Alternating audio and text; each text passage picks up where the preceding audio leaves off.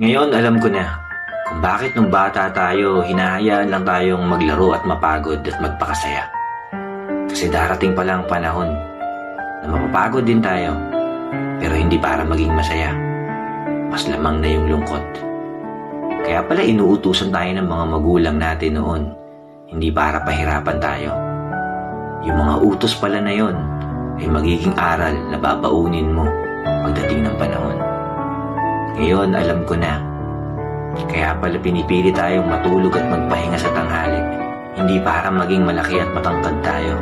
Kasi darating tong panahon na yung tinatakasan nating pagtulog sa tanghali noon, kaya hanap-hanapin na natin ngayon.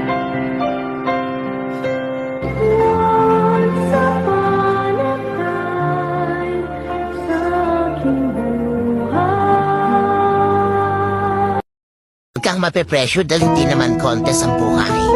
Hindi naman required na dapat mas magaling ka sa kanila. Hindi mo kailangan higitan yung iba. Hindi mo rin sila kailangan sa bawat. Focus ka lang sa buhay mo dahil hindi mo naman kalaban lahat ng tao. Ang kalaban mo ay ang sarili mo.